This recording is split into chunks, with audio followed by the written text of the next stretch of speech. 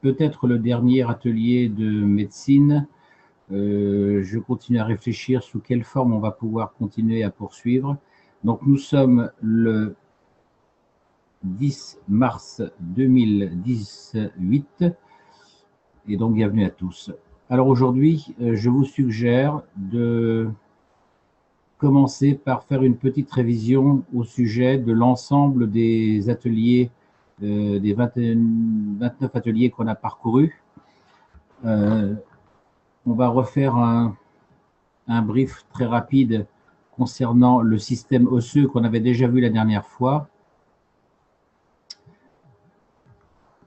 Donc pour vous rappeler que on a le système nerveux central avec les deux hémisphères. Au centre, on aura ce qu'on appelle le diencéphale. Le diencéphale, que je vais appeler DI,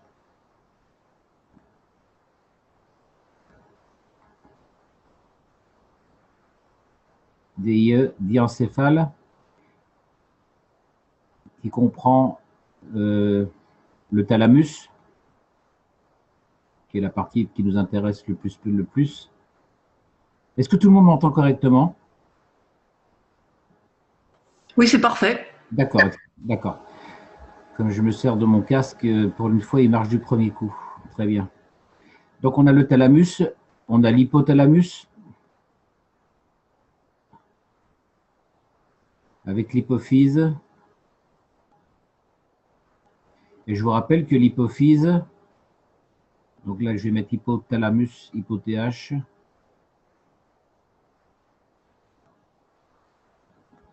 L'hypophyse, je vous rappelle que c'est la glande ou la partie qui gère l'ensemble du système glandulaire de toutes les glandes qu'on a vues avec le cours des Polonais, l'hypophyse ou la glande pituitaire.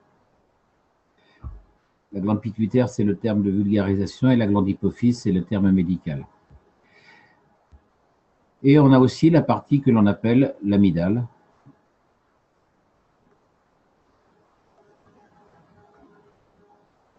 Amygdale.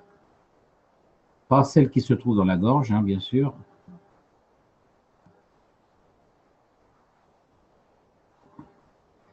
Mais celle qui se trouve dans le diencéphale. L'ensemble du cerveau est couvert, bien sûr, par ce qu'on appelle la boîte crânienne, avec ici représenté les mâchoires. Voilà. Bien. Et on va déjà revoir un petit peu. Donc, on avait vu le système osseux.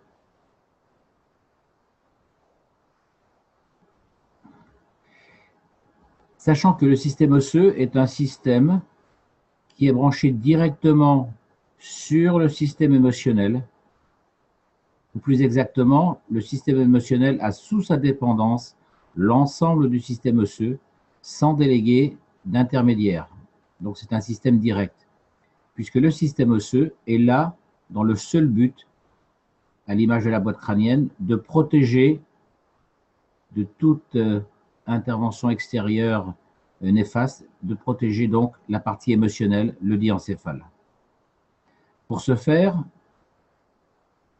on va avoir la création de globules blancs. Alors, c'est ce qu'on appelle les cellules précurseurs des globules blancs. Ce n'est pas les globules blancs pour l'instant, c'est plutôt les cellules précurseurs. Je vous fais grâce, puisque vous n'êtes pas tous censés être médecins, je vous fais grâce des termes médicaux pour aujourd'hui. Et on a les globules rouges. Tout ça, c'est fabriqué, donc ici, on est dans des cellules précurseurs, fabriquées dans la moelle épinière. Ces globules rouges et ces globules blancs notamment vont passer dans le thymus,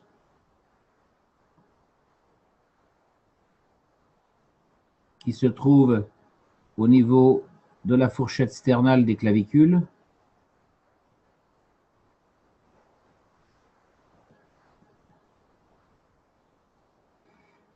Et ça, c'est le sternum ici, et l'appendice xiphoïde avec les dernières côtes. Donc les globules blancs vont migrer vers le thymus pour devenir les vrais globules blancs. notamment les globules blancs ou les lymphocytes, plus exactement, les T, ce qu'on appelle les tueurs, et les B. Donc les B vont servir à la défense commune contre les infections, alors que les globules T vont servir surtout dans les cas de surinfection. C'est vraiment le côté immunitaire. C'est pour ça qu'on les appelle T tueurs. Ces globules blancs, une fois qu'ils ont été élaborés au niveau du thymus, vont passer au niveau du système digestif, estomac,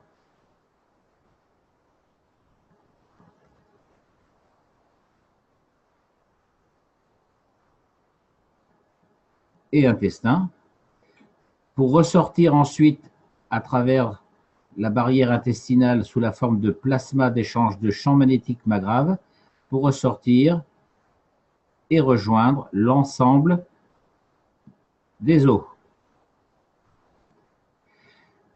Chaque os est en relation de proximité avec un organe. Par exemple, si vous prenez l'omoplate,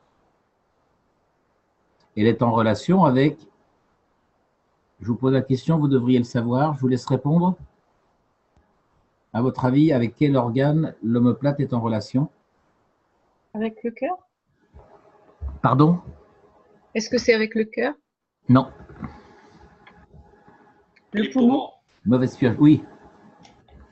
Avec le poumon, puisque vous voyez bien que dans une cage thoracique,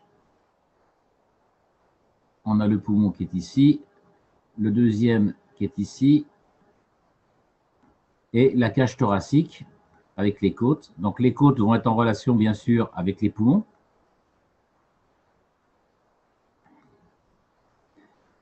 Donc le système osseux des côtes est en relation avec les poumons. Et on a ici derrière l'omoplate qui recouvre une bonne partie de la zone pulmonaire, notamment supérieure. Donc les systèmes osseux ici vont être en relation avec le besoin de CO2. Tous les os qui sont en rapport, qui sont proches du poumon. Donc on va avoir la partie supérieure également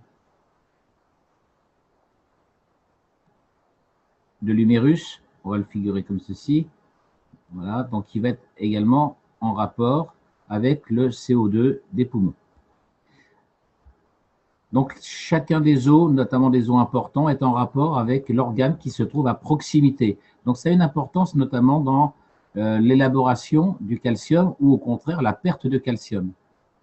Par exemple, dans un cancer du poumon, vous allez avoir le calcium qui va venir se fixer au niveau du poumon. On va avoir une calcification dans les poumons parce que le calcium, lui, va migrer depuis les os qui sont à proximité du poumon. Donc les omoplates et les côtes selon la localisation de la tumeur cancéreuse. Si c'est un cancer au niveau des hanches, eh bien, le calcium va être pompé à partir des os pour migrer vers l'organe, notamment l'utérus ou la prostate. Voilà, donc ça c'était pour le rappel au niveau, c'est très important, c'est vraiment le système osseux est là pour assurer la défense, notamment la défense physique en tant que barrière solide, mais également tout le système de production des globules blancs de façon à défendre l'ensemble de l'organisme au profit de la partie émotionnelle.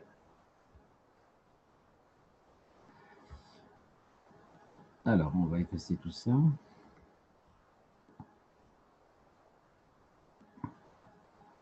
Est-ce que vous avez des questions à poser à partir de cette étape au niveau des poumons?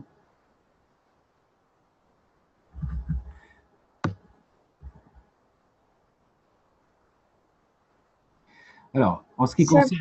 Oui, ça met juste en évidence l'importance émotionnelle quand on d'une maladie ou quoi que ce soit, de travailler sur l'émotionnel.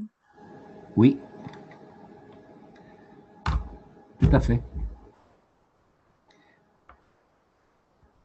Vous m'entendez toujours? Oui, très bien. D'accord, ok. Non, parce que j'ai quitté mon casque, parce qu'apparemment, l'audio ne passe pas par mon casque. Je me disais, chouette alors, j'ai réussi, mais non. Alors, je voulais ensuite repréciser à nouveau, en ce qui concerne les globules rouges. et les globules blancs. C'est le même principe. On va le faire pour les globules rouges. On va représenter par exemple une main.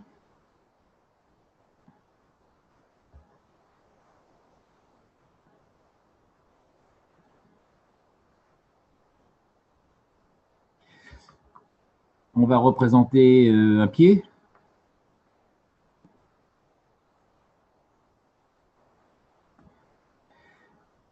Avec le gros orteil qui est ici, par exemple.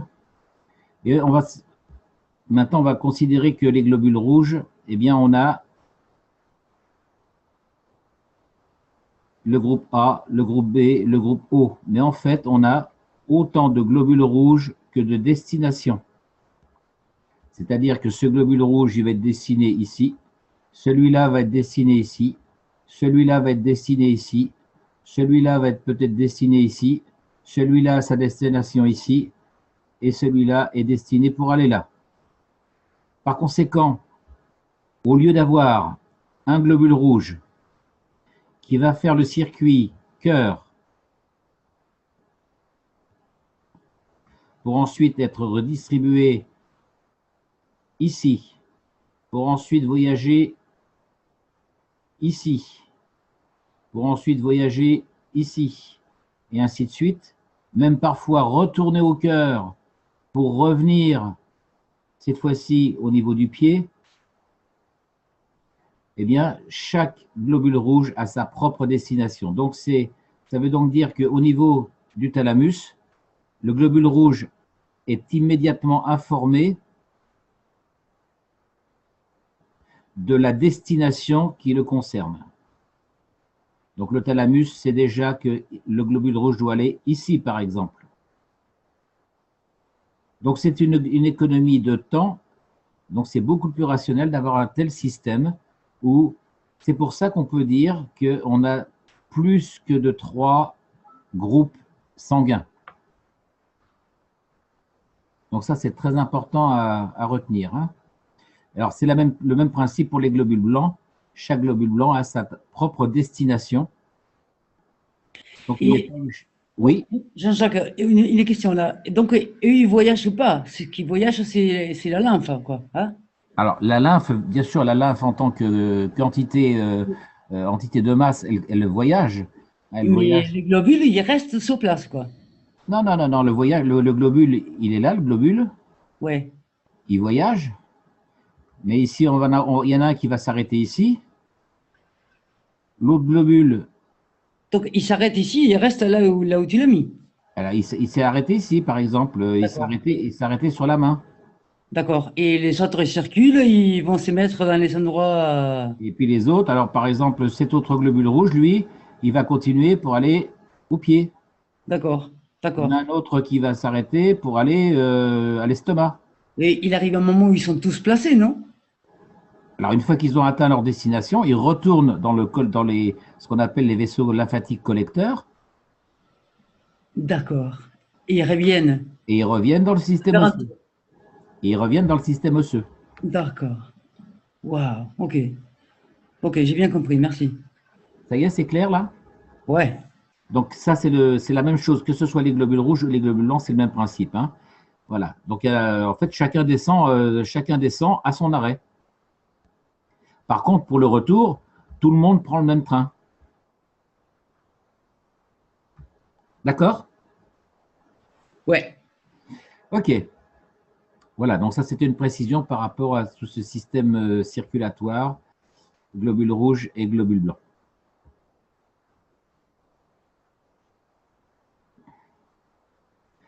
Alors, je voudrais maintenant voir un petit peu très rapidement le système cardio-respiratoire, puisque c'est pratiquement le plus important sur le plan émotionnel. Donc, on a dit qu'ici, on avait au centre le cœur. Et on a dit que le cœur, elle était composé d'une enveloppe musculaire rouge. On va la dessiner comme ceci. Je simplifie le cœur. Ça, c'est du muscle rouge. Le muscle, ça s'écrit en abrégé mu. Moi, je l'ai, muscle rouge. Le muscle rouge appartient à la partie, je vous écoute. Partie,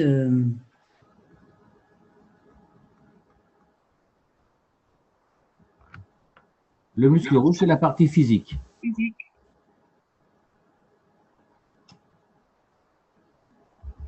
Et à l'intérieur, on a une partie tapissée blanche.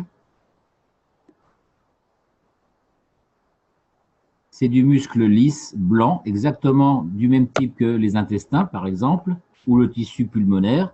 C'est un tissu blanc. Et tous les tissus blancs appartiennent au système autonome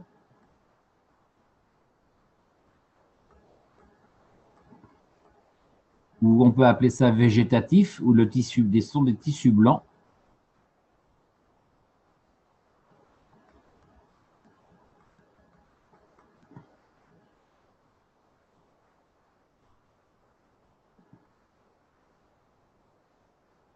Alors autonomes parce qu'ils n'ont pas besoin de la conscience pour fonctionner, ils fonctionnent de façon strictement automatique, bien qu'ils puissent être modulés par la volonté.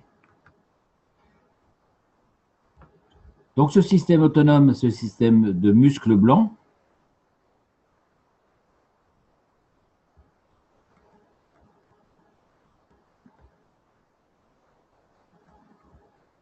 appartient au système, je vous écoute. Émotionnel. Yes, sir. Très bien. OK. Au système émotionnel.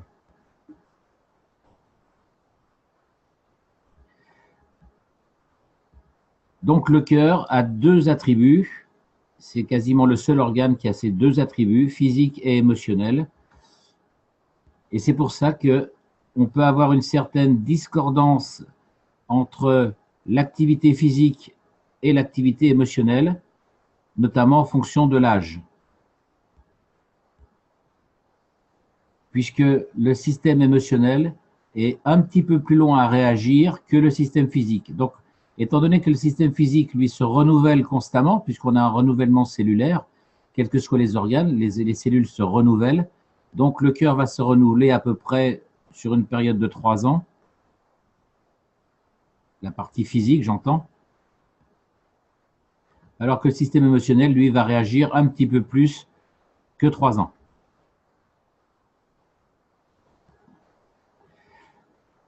Donc, c'est pour ça qu'on a des fois des désaccords sentimentaux, puisque la partie physique et la partie émotionnelle ne se régénèrent pas à la même vitesse. On a vu que le cœur était disposé en 4 chambres. Une chambre d'admission et une chambre d'expulsion.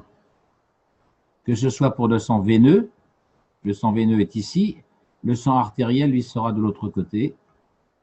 Admission, expulsion vers la périphérie. Périphérie et retour au système veineux.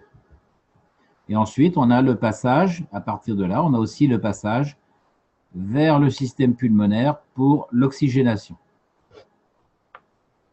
Je vous rappelle qu'au niveau des poumons, c'est essentiellement le CO2 qui est élaboré ou transformé en oxygène et en carbone.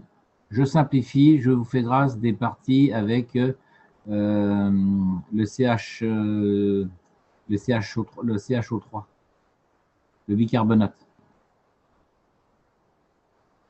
Simplement, ce que vous voulez, vous, en tant que non-médecin, rappelez-vous, donc c'est surtout le CO2 qui est utile pour l'activité des poumons, notamment par voie interne, par voie d'inspiration. Par voie externe, on peut utiliser le ZNO, puisque le poumon, étant un tissu blanc, on va utiliser le ZNO2, plus exactement, mais par voie externe, et non pas par voie inspiratoire. Donc le ZO2, le ZNO, on va l'utiliser sous forme de patch.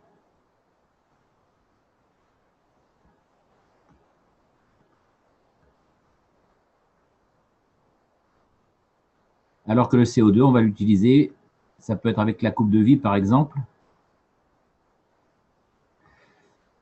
ou alors ça peut être directement avec les bobines de type Jean-Jacques Dermont que je vous ai montré, ou la bobine du docteur Rodrigo, avec ici une aspiration, ou la coupe de vie ou le narguilé. Est-ce que vous avez des questions à poser concernant les organes cœur-poumon? Alors bien sûr, je vous rappelle que cette entité, cette triple entité cœur-poumon constitue bien sûr le fameux schéma en triangle de réacteur.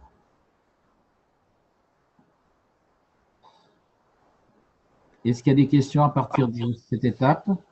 Et moi, je veux dire, par rapport au triangle là, qui fait les réacteurs, le cœur et les poumons, les triangles, il est tel que tu l'as mis là, la pointe vers l'avant, comme ça?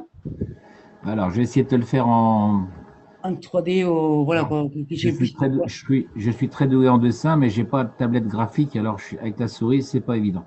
Ouais. Je vais essayer de vous faire ça en 3D. En fait, que vous preniez n'importe quel organe, on va prendre par exemple ceux des poumons. Le poumon, il a un centre qu'on appelle le centre géométrique. Donc, si vous tracez par exemple comme ça,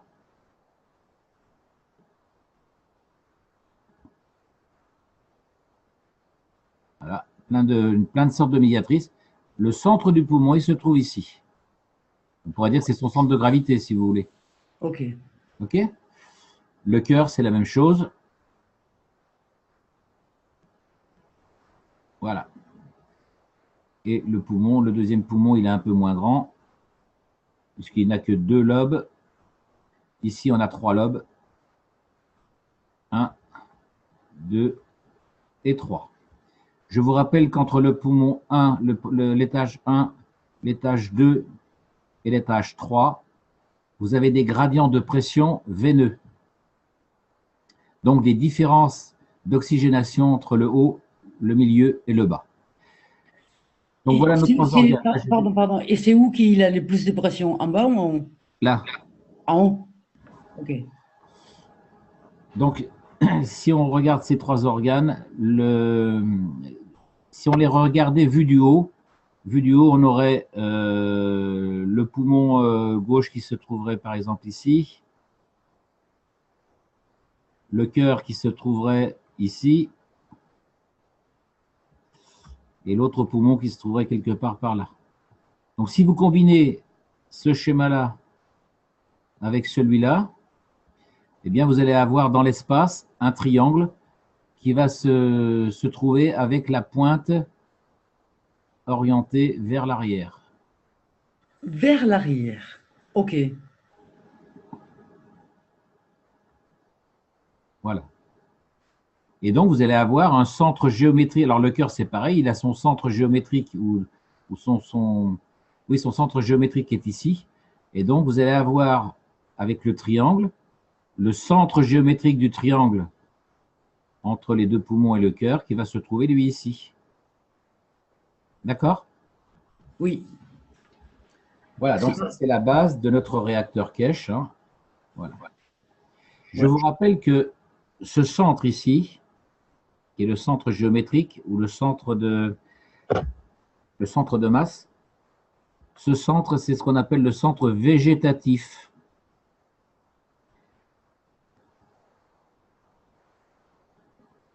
C'est-à-dire que si vous prenez le poumon, que vous l'extrayez du corps, le centre de vie se trouve ici.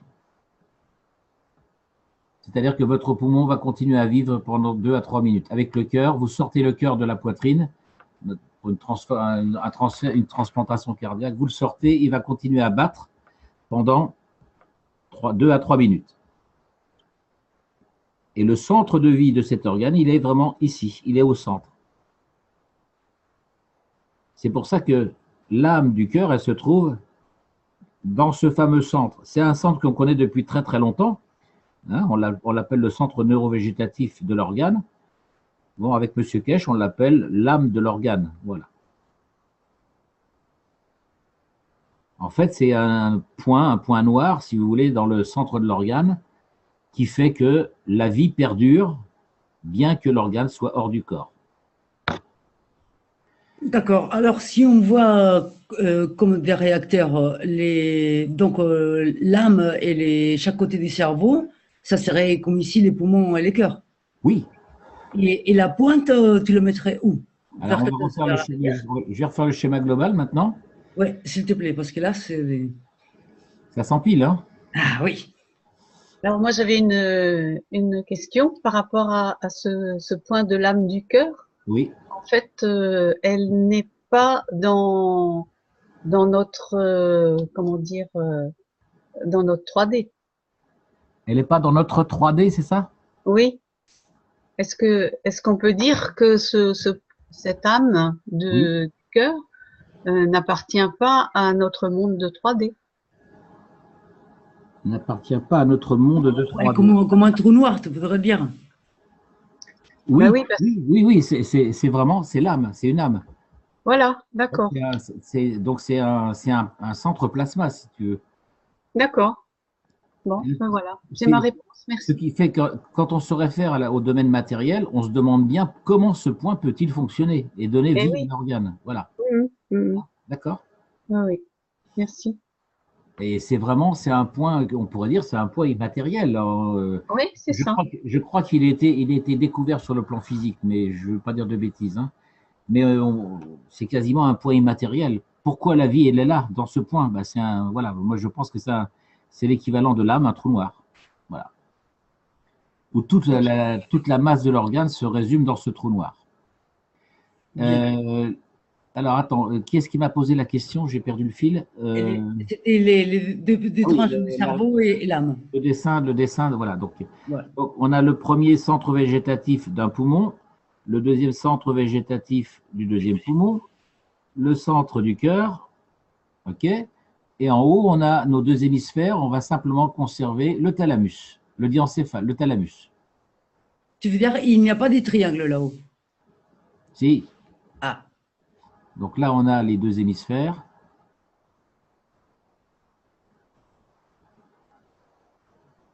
Et là, on a encore un triangle. OK? et cette fois-ci, la pointe, elle est vers le devant? Je ne veux pas te dire de Non. bêtises. La pointe. La pointe est vers l'avant. Hein, puisque en fait, le diencéphale, il a cette forme-là, en gros, et le thalamus, il se trouve vers l'avant. Hein. Ouais, donc voilà, ok. Donc c'est bien à l'avant. Voilà, donc si on prend un hémisphère cérébral, le centre, il va se trouver là. Le deuxième centre, il va se trouver de l'autre côté, sur l'autre cerveau. Ça, c'est le deuxième cerveau. Hein, donc, on a le triangle qui va être orienté pointe vers l'avant. D'accord? Parfait. Bon. Et alors, vu qu'on est… Et après, je m'arrête. Et il y a un troisième centre dans le corps. C'est au niveau des intestins. Donc, si maintenant on regarde bien, donc on prend ce centre-là, le thalamus, Voilà, qu'on connecte avec les centres… et qu'on le connecte avec poumon. Donc, je fais d'abord le triangle de base, ici, cœur et poumon, et qu'on relie les trois. On va obtenir un centre géométrique qui va se trouver ici. Ouais. Et c'est quoi ce centre géométrique? Et bien, c'est là… Le thymus? Le thymus. Waouh, ça y est, ça commence à rentrer. C'est bon, c'est bon. Le thymus. Et donc ce thymus, qui est un organe essentiellement émotionnel, est en relation directe avec le thalamus et va assurer la gestion de l'ensemble du système digestif.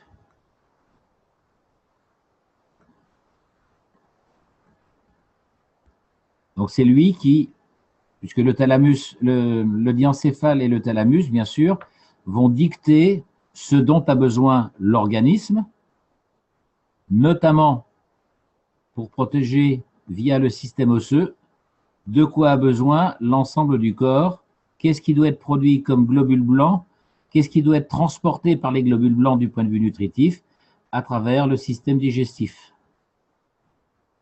Donc c'est le thymus et le diencéphale qui dictent ce dont a besoin l'organisme à travers la fonction digestive. C'est OK? C'est Excellent. pour ça qu'on dit que les intestins, c'est un deuxième cerveau. Oui. Alors, revenons aux intestins. Il n'y a pas un petit triangle là-bas aux intestins? Alors, le triangle au niveau de l'intestin.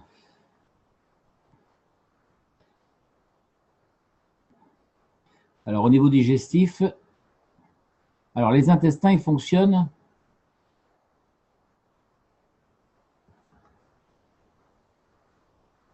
Les intestins, eux, fonctionnent de fonction, on va dire que la bouche est ici,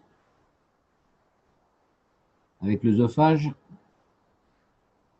et après, ça tourne dans tous les sens, etc. On va passer l'estomac, ça passe dans tous les sens, ok, et on termine par l'anus. Donc ici, en fait, les intestins, la bouche et l'anus, c'est un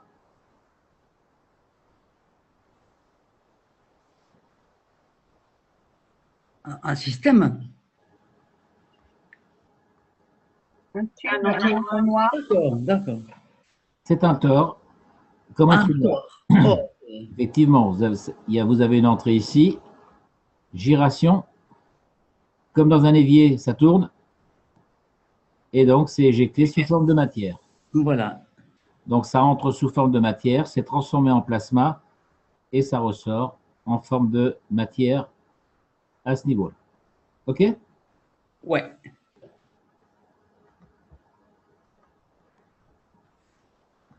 Et comment tu Après, comment... vous allez avoir les réacteurs, d'autres types de réacteurs, hein, les réacteurs entre, ici on va mettre le foie, Voilà. l'autre côté vous allez avoir le pancréas avec la rate.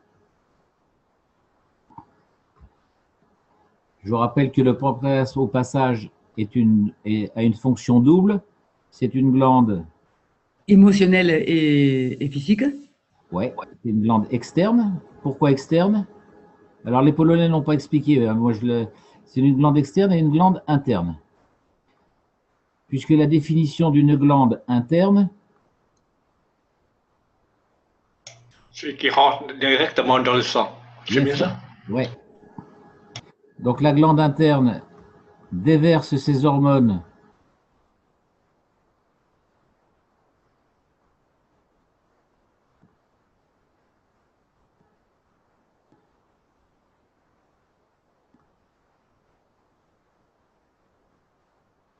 dans le sang,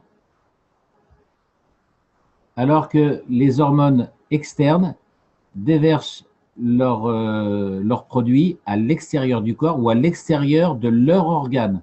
Donc si on considère le pancréas, eh bien la partie hormonale extérieure va être sécrétée à l'extérieur du pancréas,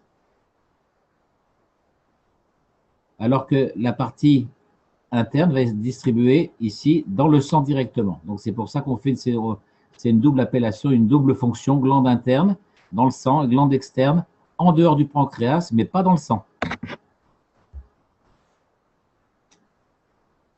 Ça passe par les deux nénomes, c'est bien ça? Oui. Ce qu'on appelle le suc pancréatique. Hein. Donc c'est la fonction de lyse enzymatique. Il y a la dissolution des corps gras. Bien. C'est bon, on continue? Ouais. Attends, non, on continue là. Tu n'as pas fait le triangle du bas encore. Ah là là. Alors, le triangle. Excuse-moi, mais c'est Alors, important qu'on de savoir où il est pancréas. positionné. Alors, l'intestin, lui, il a pour fonction de. La vraie fonction de l'intestin, c'est en fait d'agir comme une bobine autour. Waouh.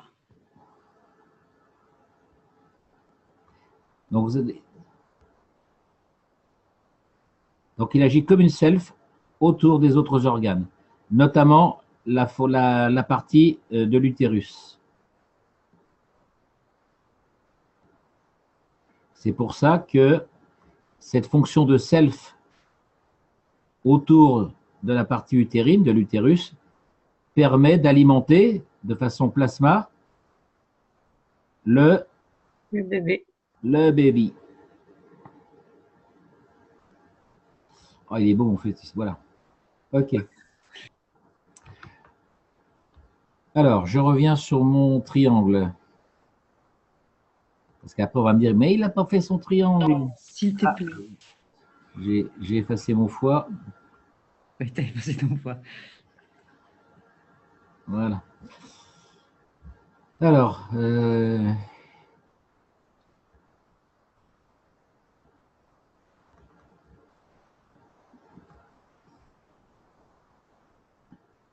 troisième organe, ça sera lequel? L'estomac. Oui.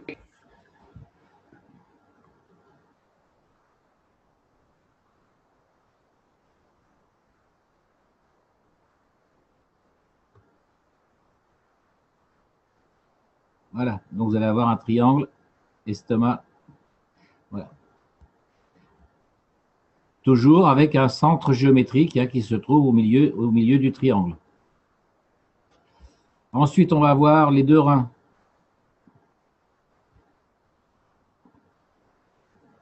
Avec quel organe? La vessie. Oui. La vessie. Même chose. Un triangle. Ensuite, il y a, je vais le dessiner à côté, mais ça se superpose pratiquement.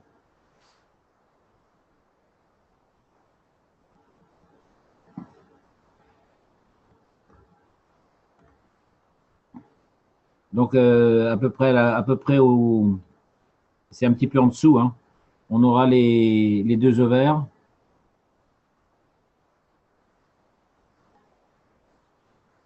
Avec les trompes de Fallope.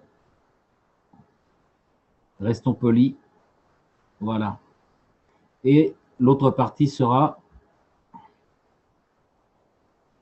la vessie. Non, ovaire et Utérus. Oui. Ah, oui, l'utérus. Pardon. On va le dessiner comme ça. Ou alors, chez l'homme,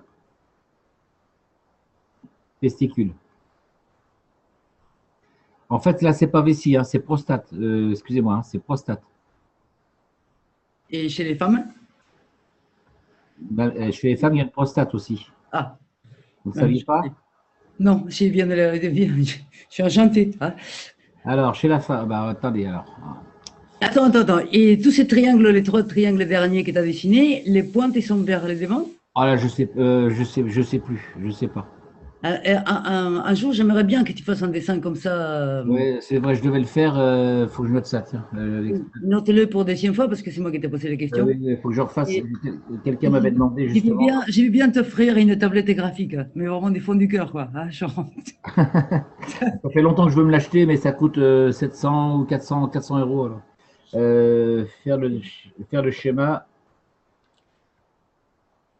des réacteurs. Le schéma des réacteurs corporels. OK. Alors, savoir si la pointe est en avant ou en arrière, honnêtement, je ne sais plus. Bon, un jour, je le saurai. Ce n'est pas très important pour nous, simplement, parce que ça relève de calculs mathématiques à partir justement du calcul des centres de gravité de différents organes. Hein? Ouais, mais moi, dans mon idée à moi, ce serait que ça tournerait dans un sens ou dans l'autre. Ça tournerait dans un sens ou dans un autre. Voilà, l'effet qu'il y ait la pointe à l'avant ou la pointe à l'arrière. Non, ça tourne pas vraiment. Si tu veux, c'est. Oui. Et les champs plasma, bien sûr, ils tournent sur eux-mêmes, mais si tu veux, le diagramme, le schéma des triangles, il ne tourne pas en vérité. Nous, on l'a fait tourner dans une animation vidéo, c'est pour que vous ayez une représentation en 3D, si vous voulez. Ah, d'accord, ok. Non, ça ne tourne pas de cette façon-là. D'accord. En fait, si tu fais la figure, c'est comme la structure, elle reste fixe, mais l'énergie du plasma. Voilà, voilà. Mais là, ici, l'énergie, elle tourne.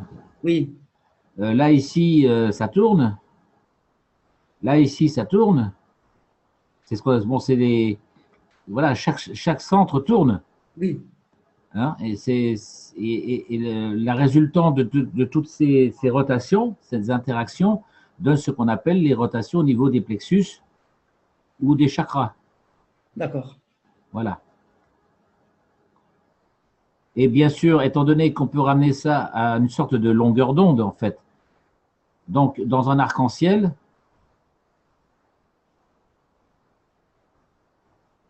vous avez, on va depuis le violet plutôt vers le rouge, avec les rayons gamma ici. Et ici, ici, on a encore les ondes radio, par exemple. Donc, chaque longueur d'onde ici a une couleur ou une longueur d'onde, si on la représente du point de vue électronique. Oui, Et on va dire que ça, c'est du rouge. Et ça sera de l'ultraviolet. Donc, vous voyez, une onde beaucoup plus courte. ouais, Voilà. Et c'est pour ça que nous l'apercevons dans la matière, on l'aperçoit de façon rouge ou de la façon ou violette. Donc, chaque plasma, ici, de par sa rotation, sa vitesse de rotation, sa dimension va posséder une couleur. Et c'est pour ça que dans les chakras, eh bien, vous allez avoir différents types de couleurs. Et que la totalité de l'aura du corps humain va avoir la couleur blanche. la totalité de toutes les longueurs d'onde émises par le corps. OK? Oui, Sachant que le corps humain, ça c'est un rappel, le corps humain émet un certain type de longueur d'onde ou de champ plasma avec une somme de certaines couleurs, mais l'environnement, lui, le corps reçoit de l'environnement et le total ici va vous donner un certain type de longueur d'onde.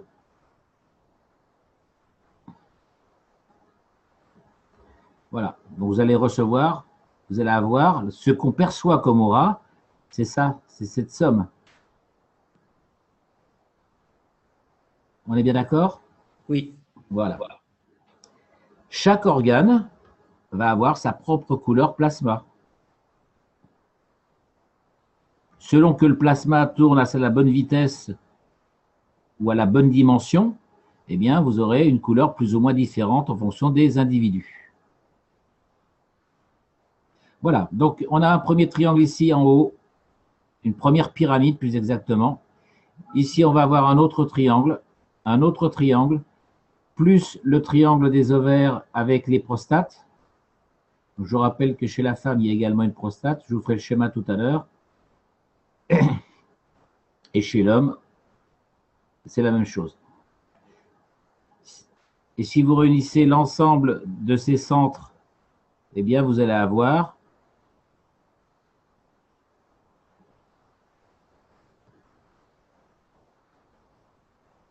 d'autres triangles et d'autres pyramides qui se construisent.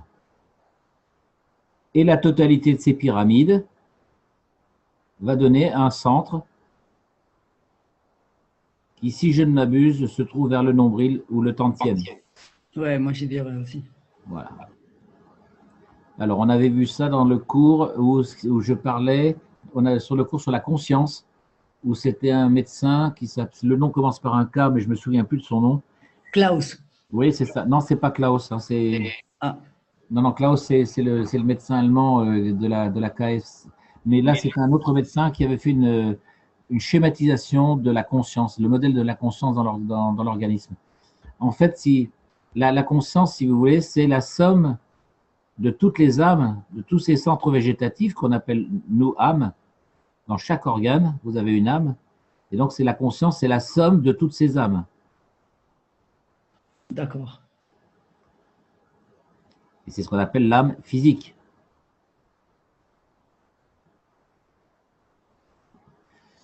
Alors, Merci beaucoup, Jean-Jacques, hein, c'était super. c'est bon là, je peux effacer? Oui, oui, oui. Trop tard, j'ai effacé. Oui, je sais. Trop tard. Qui est-ce qui est présent aujourd'hui? Corinne, Lee, Guyenne, Chantal? Chantal, Catherine, Catherine, ah oui, Raymonde, Raymond, ah d'accord, ok. Christiane.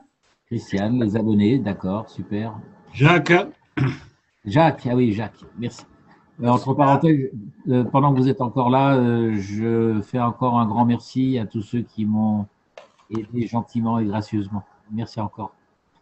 Alors, on va pas se dire merci pendant 107 ans non plus, mais il faut le faire quand même. Non, mais c'est bien de les dire, c'est bien de l'écouter, c'est bien. Merci, c'est bien. Alors, je voulais vous parler de la prostate féminine. Vous saviez qu'il y avait une prostate chez la femme? Hélas, non. Pas du tout. Ah, c'est dommage pour vous, mesdames. Jusqu'à présent, ça allait très bien, mais maintenant, je suis ravi d'en avoir une. Hein. Bah, sur le plan physique, vous ne savez pas ce que vous perdez. Alors, on va dire que ça, c'est le pubis. C'est pas le point G? Voilà. Ah, ben alors, je Et suis donc, sûr. voilà. Donc, vous avez ici, donc, vous aurez ici le clitoris. Le clitoris a des expansions au niveau des grandes lèvres. Qu'est-ce que je dessine mal? Voilà. Bientôt, ça ira mieux. Voilà. Et le point, et ici, vous avez donc la vessie. Alors, je la dessine au-dessus, mais c'est. Attends, je vais refaire mon dessin. Je vais supprimer une partie. Voilà. Donc, ça, c'est le pubis, l'os. Ici, vous avez donc le clitoris. Et ici, vous allez avoir l'urètre avec la vessie. Et vous avez la prostate qui se trouve ici chez la femme. Alors, c'est une mini-prostate, puisque dans le développement embryologique, eh bien, la prostate chez la femme est beaucoup plus petite, mais elle existe malgré tout ici, et c'est le fameux point G. Oui, c'est parce que nous, les femmes, on a toute l'installation à l'intérieur. Toute l'installation, voilà, tous les meubles sont à l'intérieur.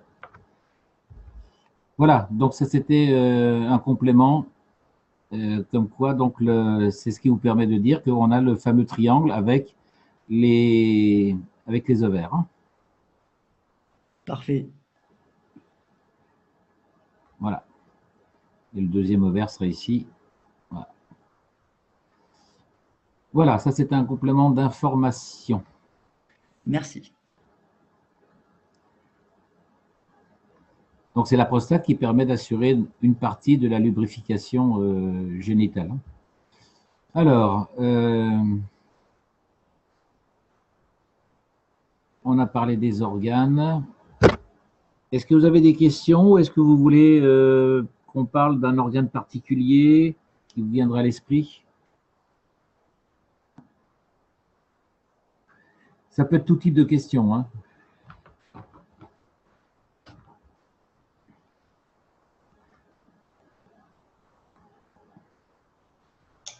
Jean-Jacques, Oui, peux-tu parler un peu sur les glandes surrénales? les glandes surrénales. Alors,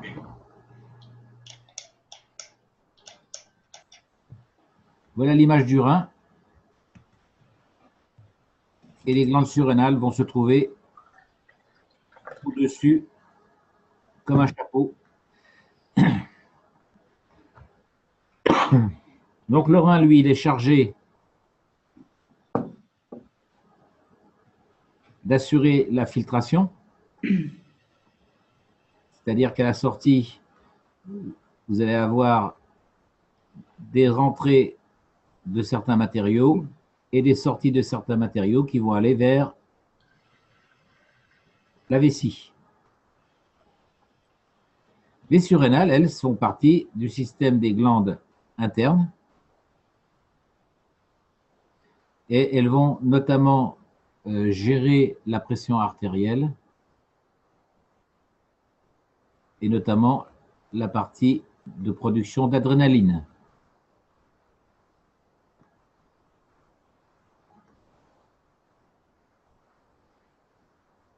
Ce système est sous la dépendance de quelle glande?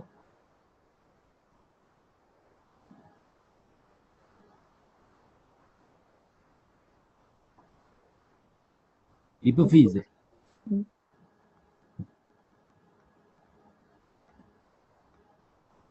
Ou la glande pituitaire.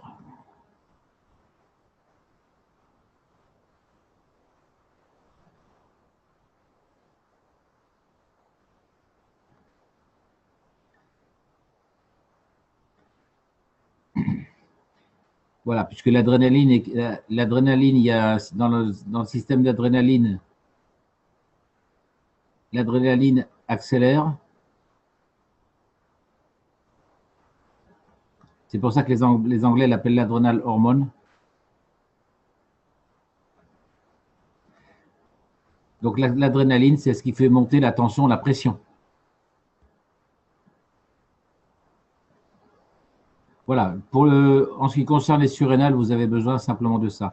Par contre, au niveau embryologique, au niveau de la croissance, vous avez la colonne vertébrale qui est ici, avec ici le nombril qui se trouve à peu près par là. Le bassin va se trouver ici.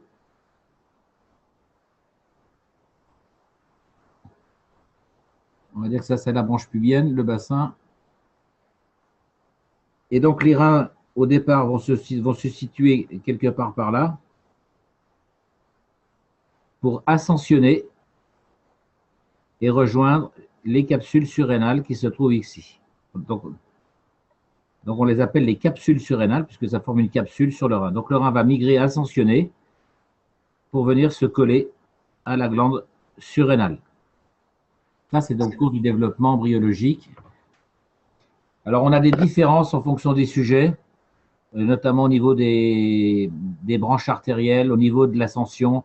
Chez certaines personnes, on peut avoir une glande qui va se trouver là avec le rein qui va se trouver ici. Donc, on a des... Alors, le fait d'avoir ce type de rein qui n'est pas au même niveau, eh bien, va déterminer une pathologie particulière. Donc, là, le placement, quand on prend un scanner, le placement des organes détermine le type de pathologie dont souffre l'organe ou la personne. Normalement, on devrait être dans une symétrie absolument parfaite. Est-ce qu'on a des questions à ce sujet? Ça va, Guyenne? C'est bon pour toi? Oui, oui, ça va. Ah, il y a encore une chose. J'ai lu, c'est le thymus. Le thymus, c'est il fait la croissance de la naissance jusqu'à 35 ans seulement. Après 35 ans, le thymus, c'est comme le désintègre. C'est bien ça? Tu parles du thymus, c'est ça? C'est sur le... Oui, mais tu parles de quel organe? Le thymus? Oui, thymus. Oui, oui, tu as raison. Tu as raison. C'est-à-dire qu'au niveau de l'hypophyse, on a ce qu'on appelle la sécrétion de la growth hormone, l'hormone de croissance, qui va dire, agir au niveau du thymus. Ok, donc ça c'était pour le rein. Le foie, alors je vais revenir un petit peu sur le foie. La fonction de... Alors, ça va être intéressant sur le plan de ceux qui travaillent avec Corinne. Le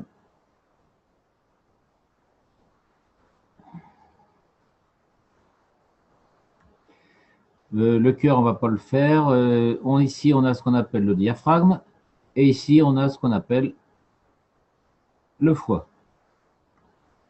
Chaque fois que vous allez inspirer, notamment avec le poumon droit, vous allez donc, puisque c'est le diaphragme qui fonctionne de façon automatique, lorsqu'on vous dit en relaxation ou en résonance ou en méditation de laisser faire la respiration, c'est-à-dire que la conscience ou la volonté au niveau cérébral n'intervient pas, c'est simplement ici, ça respire, rappelez-vous bien, le terme exact c'est ça respire. C'est pas à vous de respirer, c'est ça respire. Alors vous allez me dire, mais ça respire quoi? Bah, ça respire. Le ça respire, on va l'appeler le ça, alors en technologie cache, on va l'appeler l'âme. Ou moi je l'appelle, je dis toujours aux gens, c'est l'opération du Saint-Esprit. Voilà. Ok. Ça respire parce que c'est comme ça, c'est l'âme. Voilà, c'est l'opération. J'aime bien le terme opération du Saint-Esprit parce que ça évite de réfléchir à quelque chose de matériel. Je trouve que c'est un petit peu, c'est un terme plein d'humour qui désamorce un petit peu tous les phénomènes de vouloir tout comprendre. Donc le diaphragme, lui, il monte et il descend par l'action donc de la simple pression atmosphérique en fait. L'opération du Saint-Esprit, c'est la différence de force de champ Magravre entre l'extérieur et l'intérieur du corps, donc des poumons notamment. Et donc le poumon va se gonfler sous l'action du diaphragme. C'est le diaphragme qui travaille en premier. C'est lui qui agit comme une pompe. Le poumon se remplit, se gonfle. Donc le diaphragme, il va se retrouver non plus ici, mais il va se retrouver ici. Et donc il va appuyer sur le foie. Et donc, la simple opération respiratoire agit comme une pompe au niveau du foie. Et donc, le foie va donc expulser le sang, ou au contraire, le pomper pour être aspiré. Donc, le foie agit comme un cœur sous la dépendance du travail conjoint, diaphragme, poumon. Rappelez-vous de ça, c'est vraiment très important à percevoir. Non vouloir respirer, laisser entrer l'air. Et une fois que l'air va commencer à entrer, eh bien, on va petit à petit, par différentes techniques, on va laisser entrer l'air, laisser entrer l'air, laisser entrer l'air. En fait, le travail, c'est de réaliser, de vaincre cette peur d'étouffer. Donc, on va laisser entrer l'air. Alors, il y a la technique qui consiste, je vous l'avais montré la dernière fois, de laisser on fait un premier empilement respiratoire, un certain volume. On ne bloque pas la glotte. On attend un petit peu. Deuxième temps, on remplit à nouveau. Donc, on aura un volume qui va être celui-là, un volume total. On a ajouté 2 volumes. On fait une pause. On ne bloque pas la glotte. Et on laisse encore entrer l'air davantage jusqu'à ce quasiment son maximum. Où là, on peut ajouter une sorte de volonté passive. Je ne sais pas si je me fais bien comprendre. C'est volontairement, on laisse entrer, on laisse entrer, on laisse entrer jusqu'à avoir le volume complet pulmonaire. Et ensuite, expiration en une seule fois.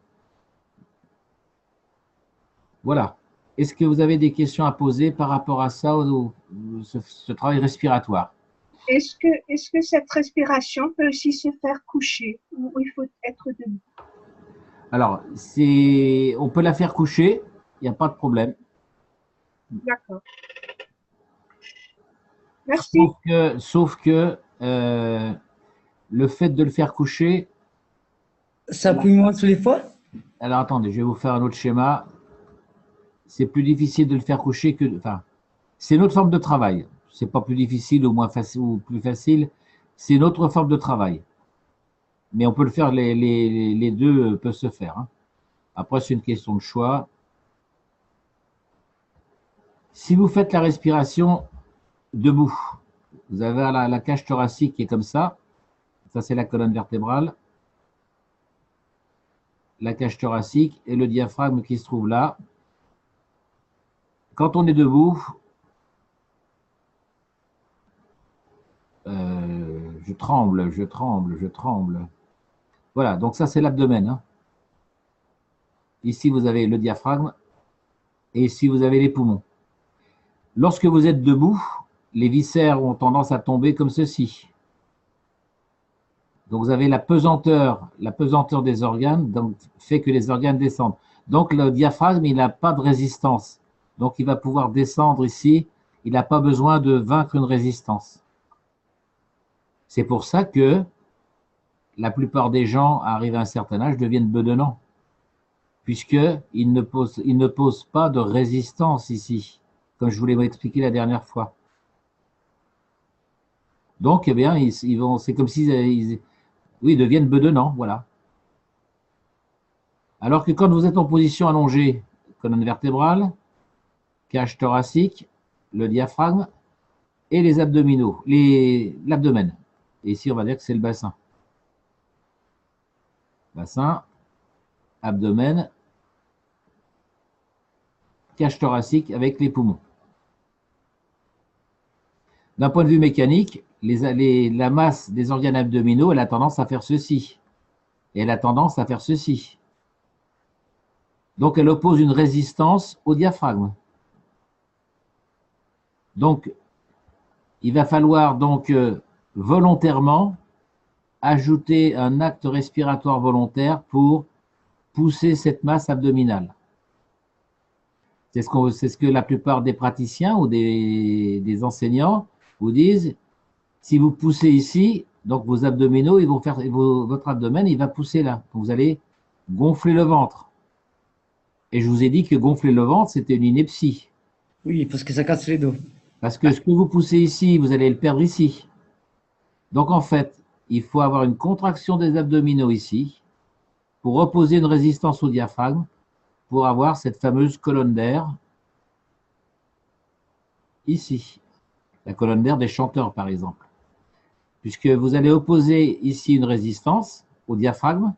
Le diaphragme, il ne peut pas pousser contre les abdominaux. Donc, vous allez avoir une contre-poussée dans l'autre sens.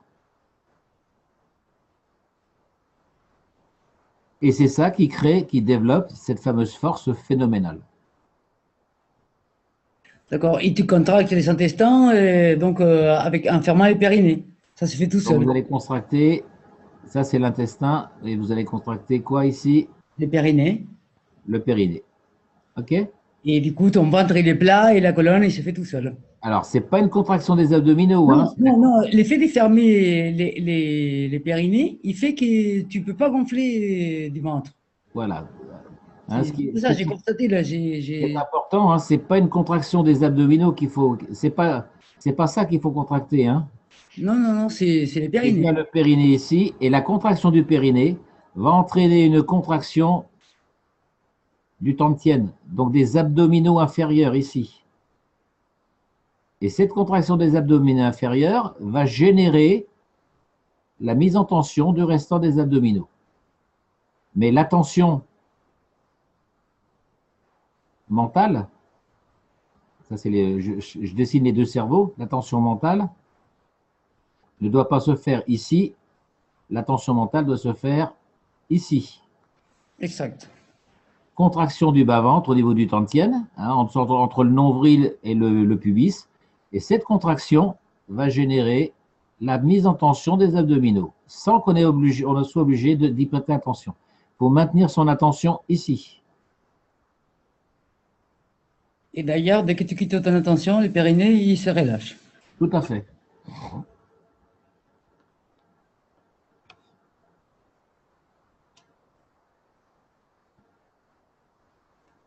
Avez-vous des questions à ce sujet-là? Alors moi j'avais une question, mais en revenant un peu en arrière avec le schéma où il y a le foie, et tu nous dis que le diaphragme, Oui. il travaille tout seul en fait. Oui. Que se passe-t-il lorsque le diaphragme est bloqué et qu'il ne fait pas son travail? Le diaphragme n'est jamais bloqué. Quand il est bloqué, tu es mort. Donc, c'est une ineptie de dire que le diaphragme est bloqué. Oui. Alors, fondamentalement, oui, c'est une ineptie. Maintenant, on peut dire qu'il y a des gens où le diaphragme va se scléroser et qui fonctionne à minima. D'accord. C'est-à-dire que normalement, le diaphragme il devrait être capable de faire ceci. Ça, c'est la cage thoracique. Voilà. Le diaphragme il devrait être capable de descendre jusque-là. Voilà. Et ben, on va avoir certaines personnes où le diaphragme il va rester là-haut et puis il va venir jusque-là parce qu'il n'a plus de force. Il manque de fibres musculaires efficaces, donc il va faire ça simplement comme course. Mm-hmm. Il y en a d'autres, ça sera le contraire, le diaphragme il va rester en bas. Il y a une incidence sur Bien Un sûr, fonctionnement du foie, du coup, de tous les organes. de tous les organes. Ça, c'est là que donc je redessine. Tu as bien fait, j'ai enchaîné justement là-dessus. Donc ça, c'est le diaphragme, ici, la coupole diaphragmatique. Chaque fois que le diaphragme va descendre, eh bien, il va pousser sur la masse abdominale. Il va appuyer sur les abdominaux, sur la masse abdominale. Il va appuyer sur le foie, il va appuyer sur la rate de l'autre côté, il va appuyer sur l'estomac. En fait, il agit comme une pompe hydraulique. Donc là, ici, on avait une pompe aérienne et ici, on a une pompe hydraulique dans le ventre. Donc, tous les organes subissent la pression, la poussée du diaphragme lors de l'inspiration, à condition que vous mettiez une résistance, une barrière résistante au niveau abdominal et dans le bas abdominal. Hein. C'est OK ça? Merci, oui. Hein? Donc, il n'y a pas que le foie, mais étant donné que le foie a une action plus importante du point de vue hématologique, Oui, c'est ça. voilà. Hein? Mais tous les organes subissent cette pression, ce gradient de pression à l'inspiration et à l'expiration. Donc, rappelez-vous bien, chaque fois que vous faites une inspiration, vous amenez de la pression dans vos organes. Et c'est ce qu'on avait appelé, c'est ce dont a parlé cette naissance de force phénoménale au niveau hormonal. C'est ça. Et elle est là, cette naissance de force. Vous opposez une résistance, donc les organes ici vont vouloir se remplir, mais ils ne peuvent pas, puisqu'il y a une résistance qui est opposée. Et donc, vous avez la genèse d'une force de pression, de contre-pression ici au niveau de chaque organe. Vous relâchez la respiration et hop, expansion de l'organe, et expansion hormonale, libération.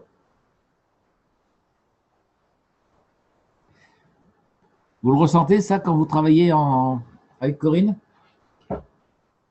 Ah, tout à fait. Oui, oui. Oui, oui. Et puis, et même ça dure dans le temps, en fait, hein, sur 2-3 jours. Oui, oui, tout à fait, tout à fait. Alors, pour ceux qui font de la rééducation postpartum, il y en a certains qui appellent ça la gymnastique hypopressive. Hypo.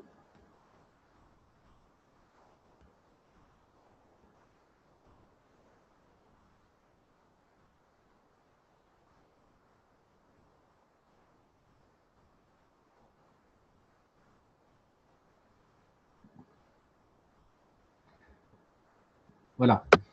Et en fait, c'est la reprise et la copie conforme de la respiration du Qigong. Alors, on l'a appelé hypopressive parce que vous savez que quand vous devez décrire une soi-disant nouvelle méthode, vous devez modifier impérativement le nom. Mais en fait, c'est la respiration exacte répliquée du Qigong.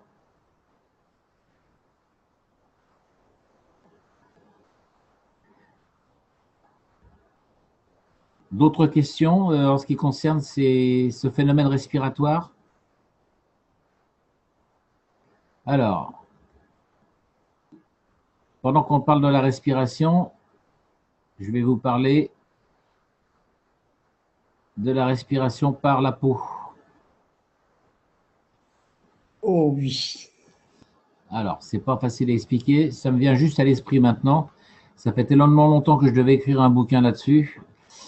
Ça fait 30 ans que je me dis que je vais faire un bouquin, mais je ne l'ai toujours pas fait. Alors, fais-nous un PDF au moins. Hein. Alors, vous respirez. Alors, la chose principale, ça, c'est censé être votre tête. Ça,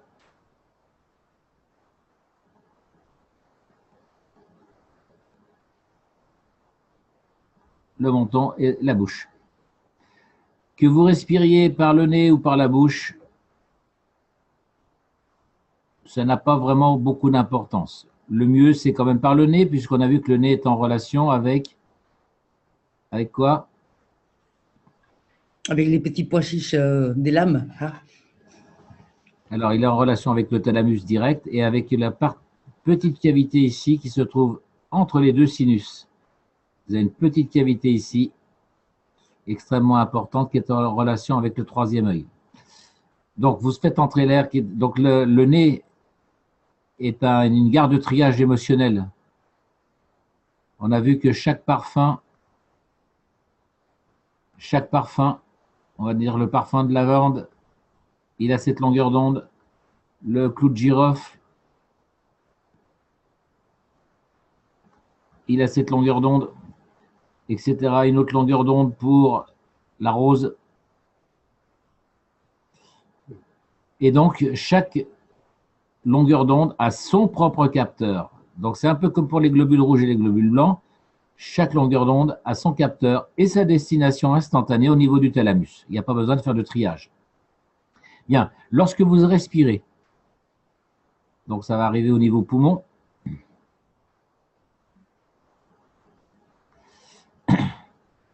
dans le nez, il n'y a strictement aucun moteur. Alors, il faudrait que je puisse vous faire l'image en vidéo.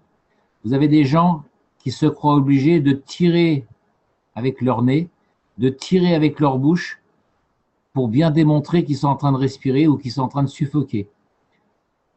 Lorsque vous faites la respiration, l'ensemble de la mimique, front, le nez, la bouche, les maxillaires, les zygomatiques, ça doit être imperturbable. Aucune tension, aucune contraction, aucune démonstration du visage. Vous laissez entrer l'air. Le moteur, il se trouve là, dans le diaphragme. Le point de départ, l'envie d'aspirer, elle se trouve là. Même chose, le diaphragme, il a un centre géométrique et un centre végétatif qui se trouve à peu près ici. C'est lui qui dicte, sous l'influence de l'âme,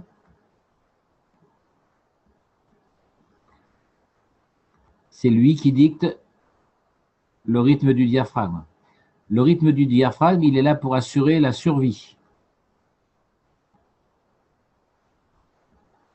Lorsque le diaphragme est bloqué, donc je le répète, le diaphragme bloqué,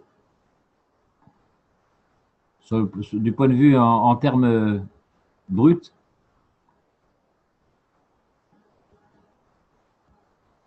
le diaphragme bloqué, c'est la mort.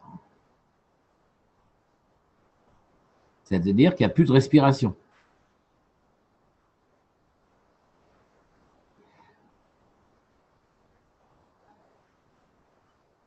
Donc, vous laissez entrer l'air de façon entièrement passive, juste ce qu'il faut pour survivre, pour être en vie. La conscience n'intervient pas, ou on pourrait dire que c'est la conscience, la globalité de l'âme émotionnelle, qui dicte le rythme respiratoire en fonction de l'environnement. Donc, si vous êtes en altitude ou si vous êtes au niveau de la mer, si vous êtes en train de fournir si vous êtes en forêt, vous allez avoir un rythme respiratoire basique qui sera plus ou moins différent. Donc, ce rythme respiratoire, il va être le suivant. Voilà, une certaine cadence à laquelle on est confortable, qui ne demande pas d'effort particulier. Ça respire, ça souffle, ça respire, ça souffle. On n'a pas besoin de s'en occuper. Maintenant, on peut consciemment, en écoutant son âme, sans peur d'étouffer, on peut laisser entrer davantage d'air pour augmenter la capacité respiratoire. Ce type d'inspiration n'a rien à voir avec l'inspiration sportive, où là, on fait vraiment, on fait figure de, comment dire, où volontairement, on fait du bruit pour respirer. Hein. Tandis que là, c'est on laisse entrer l'air, on laisse entrer l'air, on laisse entrer l'air de plus en plus. Lorsque vous allez laisser entrer l'air, l'ensemble de votre corps, puisque votre cage thoracique est passée de ce volume-là à ce volume-là, l'ensemble de votre corps va faire la même chose.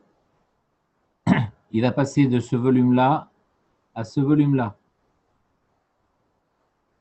Même chose pour les jambes. Les jambes sont passées de ce volume-là à ce volume-là. Et on a vu que la peau, elle a cette forme-là, la peau.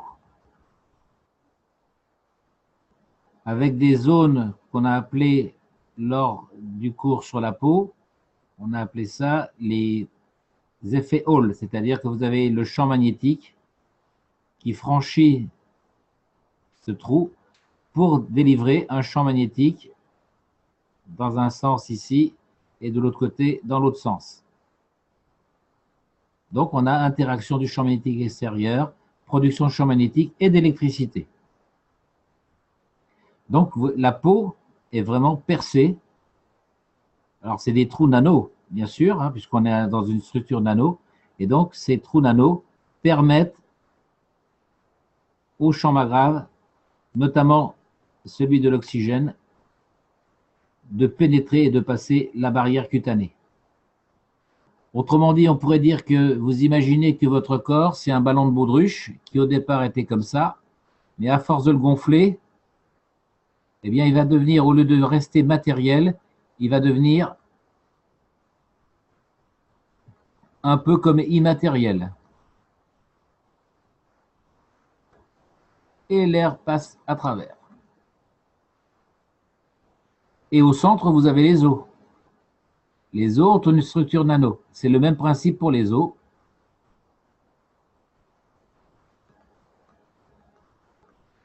L'air franchit la barrière cutanée et franchit la barrière osseuse.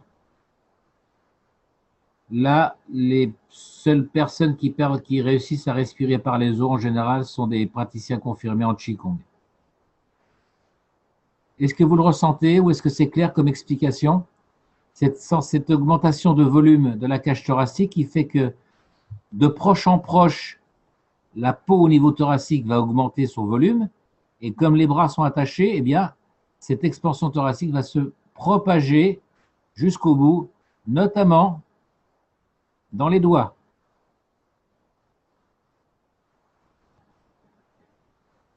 Et c'est là que vous allez sentir les fourmillements ou l'électricité ou l'impression d'avoir des gants de boxe, des mains énormes.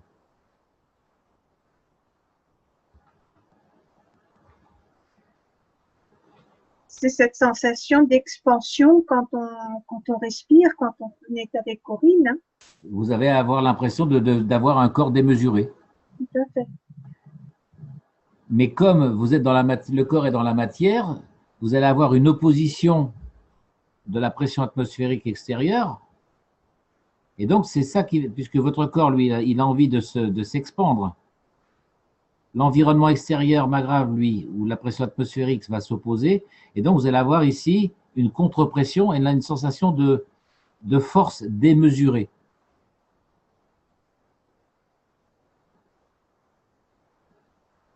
Lorsque vous arrivez à cet état-là, vous allez sentir la masse de votre corps et non pas le poids. Le poids, c'est juste une question de quantité de matière par rapport à la pesanteur, alors que la masse est indépendante de la pesanteur. Je vous rappelle que la masse, c'est une certaine quantité d'objets, en l'occurrence des atomes ou des plasmas, à l'intérieur d'un certain volume. Ça, c'est la masse. Je vous rappelle que la masse est en relation, puisque ces petits points-là sont ce qu'on appelle les unités d'énergie. Les unités d'énergie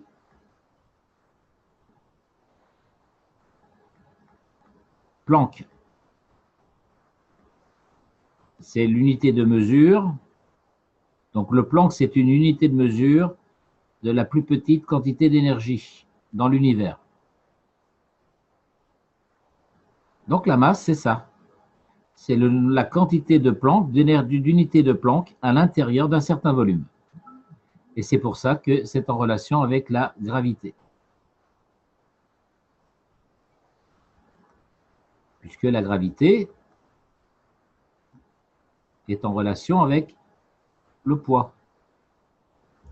Ouais, donc dans l'espace, on a la même masse.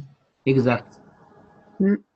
C'est Mais ce ça. qui fait- Donc, l'intérêt de la technologie cache, c'est qu'on travaille avec la masse et non pas avec le poids, Et oui.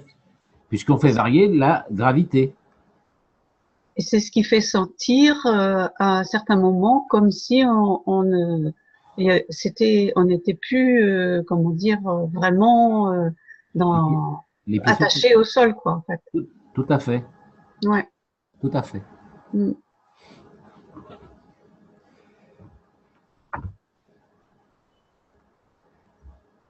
Ok. Je voulais vous dire autre chose qui était extrêmement important et ça vient de m'échapper. C'est en rapport avec la gravité, la respiration par les os. Bon, bah, ça me reviendra peut-être en cours de route. Mais ça amène aussi un changement de perception ou de sensation de la masse de nos organes intérieurs et de tout ce qui est à l'intérieur Oui, du oui, corps. tout à fait, puisque bon. Ah, si, voilà. Ça y est, ça refait. Enfin, quelle que soit la partie de notre corps, en fait, hein, on peut dissocier les différents types, les différentes masses, hein. Ça peut être la masse du bras, on peut mettre son attention sur la masse de la main, son attention sur la masse du bras, sur l'attention, voilà. Bon, alors, pour être puriste, on pourrait dire que on va percevoir plus facilement ce qui se trouve en bas du corps que ce qui se trouve en haut, puisqu'il y a plus de masse ici, ça c'est la Terre, il y a plus de masse ici, il y a plus de quantité de matière en bas qu'il y en a en haut. Donc c'est pour ça qu'il est très difficile de percevoir la masse de sa tête. Exact. Donc la masse de la tête, vous allez la sentir ici au niveau du cou avec l'impression d'avoir le cou qui se tasse. Et en fait, ce qu'il faut, c'est percevoir la masse de sa tête. Il faut la laisser tomber vers le bas. Laisser tomber la cage thoracique vers le bas. Laisser tomber vers les jambes. Un peu comme si le corps allait se ratatiner vers le bas. Donc vous jouez avec cette force de ratatinement vers le bas et l'obligation de rester debout ou assis. Et c'est mieux de le faire debout, hein. Mais ceux qui ne peuvent pas, ils le font assis. On sent très très bien la même chose en position assise. Alors, ça me revient, ce que je voulais expliquer, c'était ça. Pourquoi notre corps a-t-il un certain volume? Ah bah tiens, je vous pose la question. Pourquoi notre corps a un volume?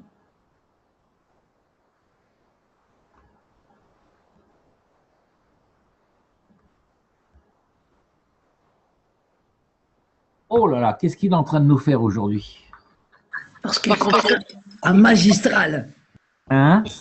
le volume, ça correspond à l'eau, au pourcentage d'eau. Non. Non. Parce qu'on s'est densifié dans la matière. Ah, ça s'approche.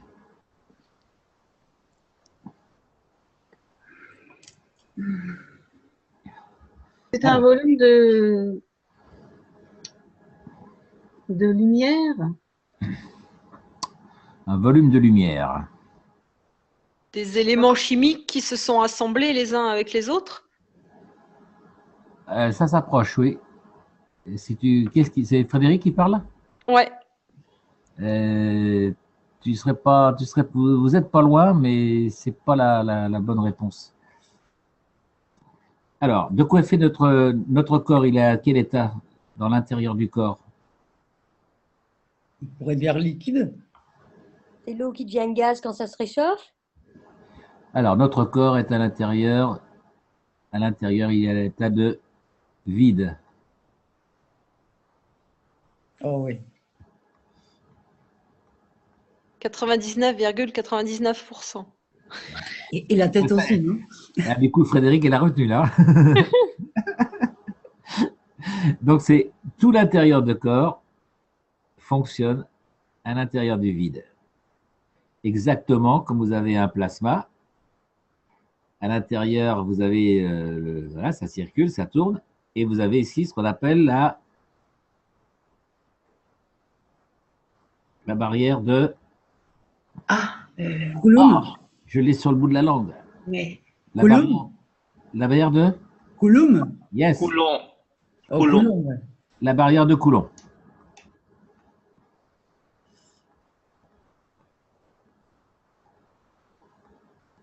Non, c'est un M. Voilà. Donc, c'est la limite à partir de laquelle le plasma n'a plus d'efficacité. C'est-à-dire que si vous avez un plasma qui se trouve ici, voilà, ils ont leur barrière de Coulomb, la barrière est ici, l'autre, la barrière est ici, ben, il ne se passe rien. Par contre, quand le plasma il va arriver là, à ce moment-là, ils vont interagir tous les deux. Donc, c'est ce qui permet de positionner les plasmas l'un par rapport à l'autre, ou deux aimants l'un par rapport à l'autre. Donc, le corps est à l'état de vide. Un vide. Maintenant, à l'extérieur de ce corps, on est dans la matière. Alors, si on prend par exemple le gaz carbonique, je vais vous faire deux schémas, vous me direz lequel est le bon pour vous. On est dans la matière. Donc, on a du carbone ici et on a de l'oxygène.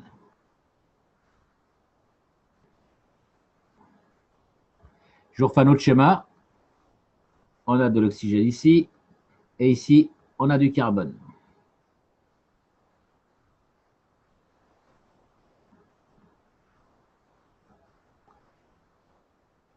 Alors, quel est le schéma qui va… attends, tu as fait le même.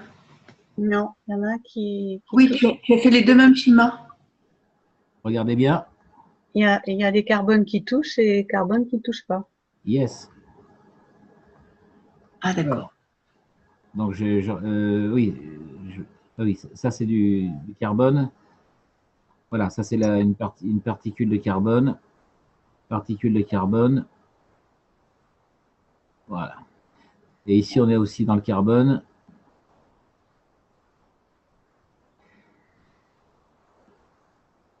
Voilà. Alors ici, qu'est-ce que j'ai dessiné quoi ici, là, ici?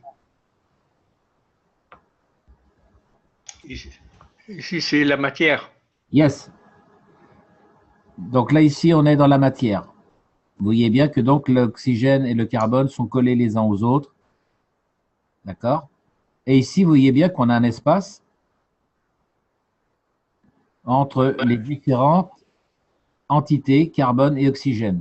Donc là, on est dans un état de ganse. Vous vous rappelez que le ganse, notamment sur les plaques de cuivre, Oui, oui. hein, ça c'est la plaque de cuivre, et puis on a le nano qui est ici, voilà. Alors que quand on est dans la matière, on est là. Voilà. Donc ici, on est dans la molécule de CO2, dans la matière. Donc c'est bien la molécule. Alors qu'ici, on est dans l'état ganse, c'est O2. Mais on appelle ça, c'est sous forme de ion, là. Oui, oui, mais enfin, peu importe le terme, mais en fait, ce qui est important, c'est de bien voir qu'on est dans un état où on a un espace qui est créé, d'accord?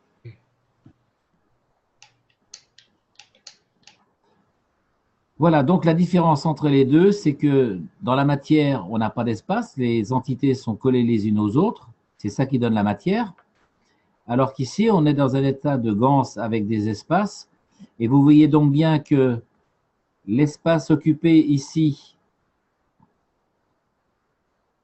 est bien plus grand que l'espace occupé ici.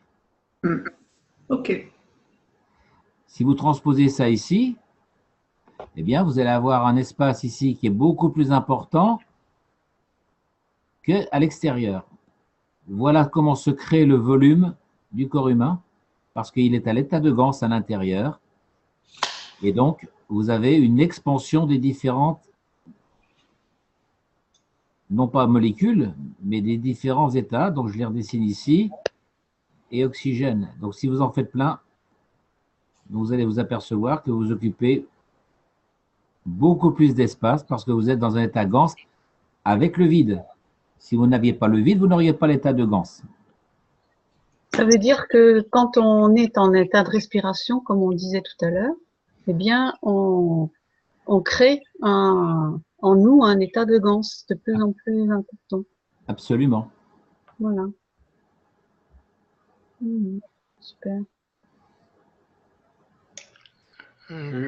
Jean-Jacques, Oui, est-ce que je peux donner une notation?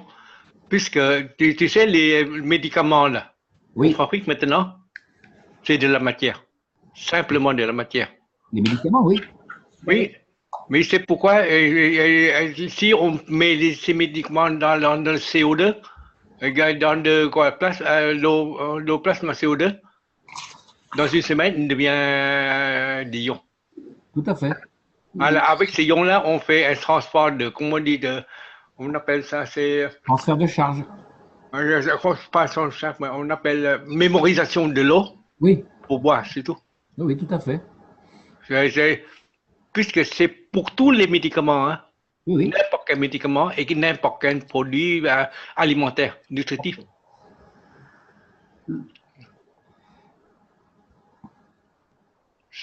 C'est pour l'absorption du médicament, c'est une absorption à peu près 5% seulement, on a compté. Alors, selon les médicaments, alors ça, c'est ce qu'on appelle Oui. la biodisponibilité. Selon les médicaments, vous entrez. Je fais un tube digestif qui est comme ça.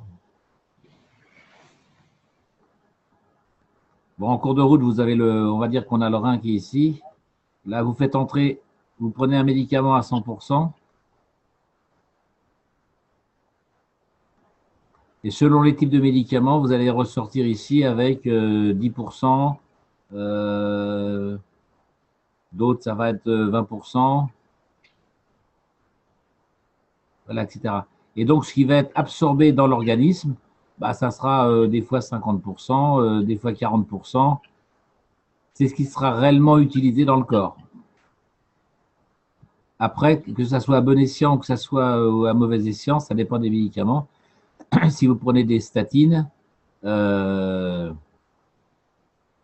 part certaines, dans l'état actuel de la médecine, de sa compréhension et de sa connaissance, les statines peuvent être efficaces parce qu'on a strictement les statines, pardon, provoquent des désagréments musculaires parfois insupportables pour certains patients. Donc, il faut faire la balance entre qu'est-ce qui est le plus vital. Est-ce que c'est la survie du patient au prix de certaines douleurs musculaires ou pas? Ça, dans la conception médicale actuelle. Voilà. Parfois, le patient, il vaut mieux qu'il ait des douleurs musculaires au prix de sa survie cardiaque. Toujours est-il qu'avec la nouvelle technologie cache, on peut se passer des statines. Personnellement, je devrais en prendre et j'ai toujours dit au médecin, il n'est pas question que je prenne des statines. D'autant plus que le cholestérol, la compréhension du cholestérol, puisque c'est pour ça qu'on prend des statines, ça change tous les ans. Parce que le cholestérol, c'est un précurseur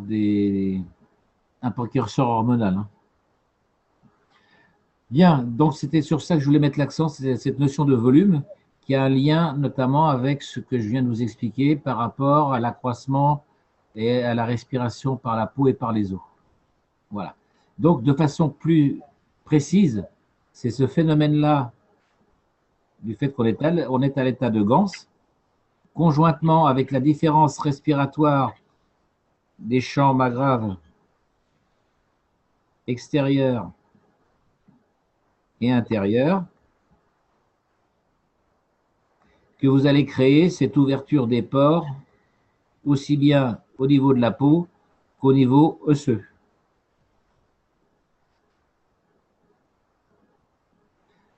Donc, vous allez, par votre conscience, augmenter cette perception de l'état Gans, tout simplement. Et c'est pour ça que cet état de Gans mène à ce qu'on appelle l'illumination. L'illumination, on a toujours dit que c'était, pour un petit peu la folie, l'illumination. Oui, on dit souvent, il est complètement illuminé. Non. L'illumination est un phénomène physique, réel, tangible. Ce sont les photons. Exactement.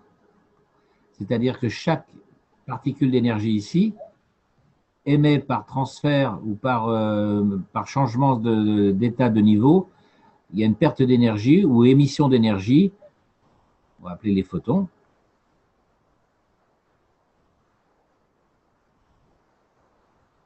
Et ces photons donnent la lumière. Donc on pourrait dire, quand je vous ai montré l'image de Dali, l'image où il a peint sa femme avec plein de petites sphères qui représentent en fait les atomes, eh bien on peut dire que votre corps, ça c'est la tête, le corps, les jambes, tout ça devient brillant.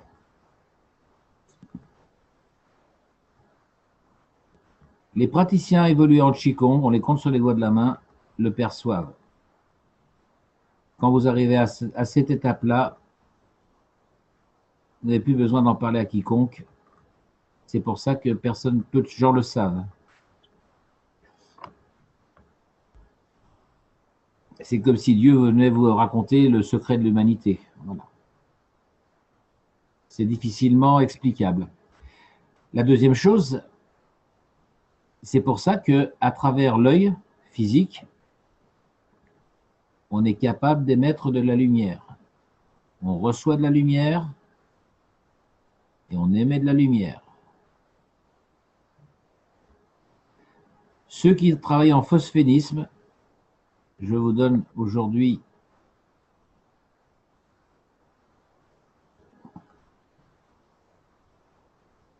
à mon sens, c'est la meilleure école d'initiation et de perception de tous ces phénomènes.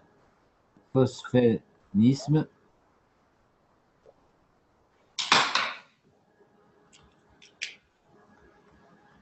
Ça provient de l'étude du soufisme et de certains exercices de Qigong.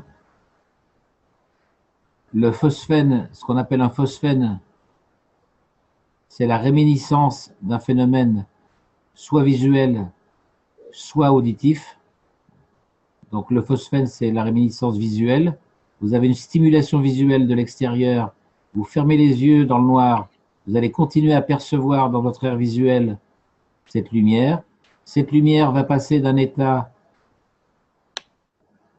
d'une certaine couleur pour devenir à une autre couleur qui est une couleur bleue et qui dure pendant 2 minutes, 3 minutes, 4 minutes, ça dépend.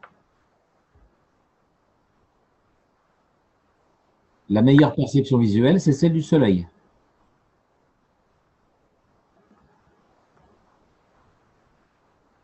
Donc vous vous amuserez, vous regardez le soleil, pleine face, pendant 10 secondes, pas plus. Hein.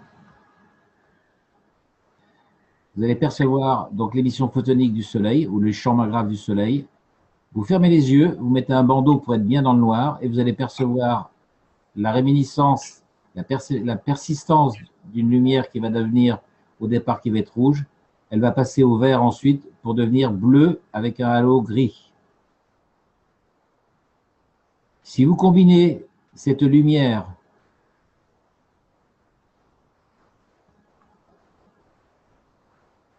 avec la pensée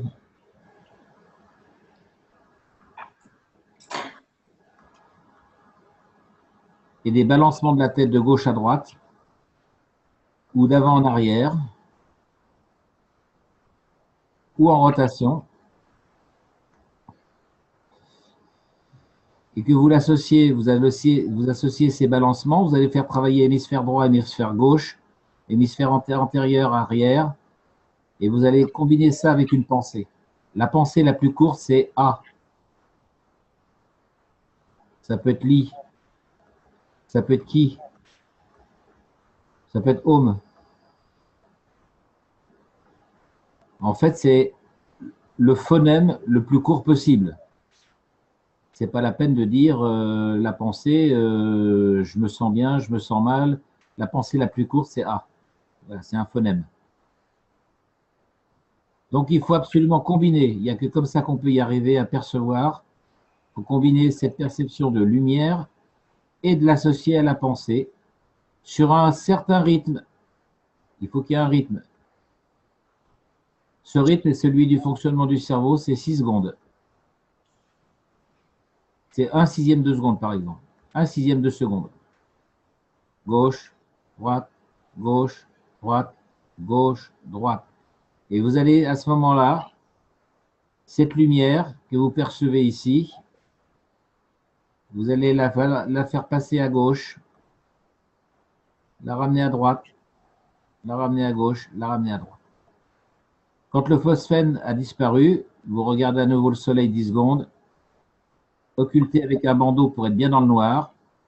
Vous attendez que le phosphène réapparaisse dans sa couleur bleue et vous recommencez en prononçant A, li, A, li ou li.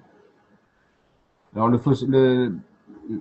les bons phonèmes, c'est il, li, il, li, il, li, il, li, il. Voilà. Et là, vous avez donc travaillé vraiment la perception de la lumière et l'émission de la lumière avec ce phosphène. Donc, c'est un entraînement à faire régulièrement. Si vous allez sur Internet, vous cherchez il y a 2 sites. Il y en a un qui est un faux ou qui n'explique pas les choses correctement. C'est Daniel Stévenon.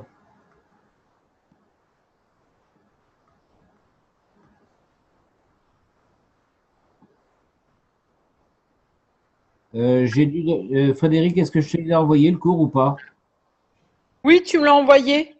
À ce moment-là, ça serait de renvoyer ça à tout le monde pour avoir une initiation un petit peu à ce que c'est que le phosphénisme. Hein. Pour moi, c'est vraiment ce qui se rapproche le plus de ce que nous, on travaille avec les champs magraves. C'est vraiment la perception des champs, la lumière. Donc, tout ça, le phosphénisme a pris son origine dans le soufisme et dans une partie, alors je crois que c'est bouddhisme, hindouisme, enfin c'est une partie du Tibet, si je ne m'abuse, surtout. Est-ce que vous avez des questions? Donc, Daniel Stévenon, il est député à la Chambre, député au sénateur, mais maintenant, bon, il ne fait plus rien, il ne fait que ça. Hein. Et il a été initié par le docteur, alors le médecin qui a initié ça, c'est le docteur Lefébure.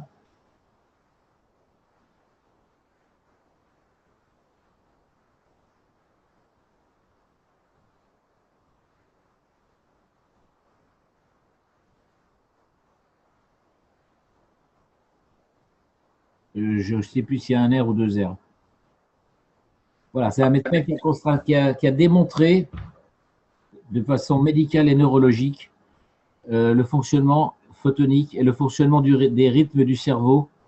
Et c'est lui qui a expliqué pourquoi les enfants, quand ils se balancent en récitant les sutras, par exemple, ou dans la religion musulmane, ou certains enfants à l'école, pourquoi ils n'arrêtent pas de se balancer quand ils répètent leur cours? Eh bien, c'est justement pour faire fonctionner ce fameux rythme au 1/6 de seconde du cerveau. Donc, il a fait plein d'expériences, comment provoquer ce rythme de 1/6 et comment faire fonctionner donc à la fois la lumière et le phosphène, bien sûr, et le rythme de la pensée. C'est pour ça que la plupart des méditations ne fonctionnent pas, parce qu'il n'y a pas association de la lumière et de la pensée. Est-ce qu'il y a des questions?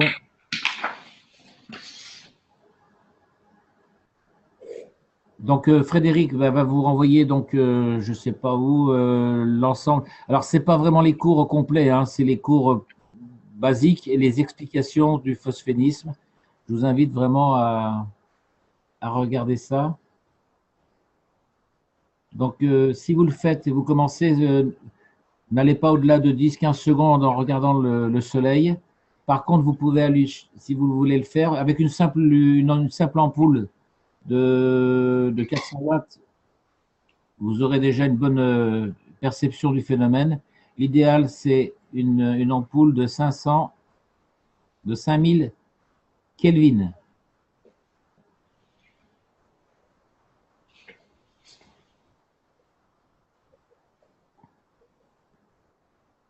Donc, vous ne prenez pas la mesure en luxe, hein, vous prenez en Kelvin. Hein.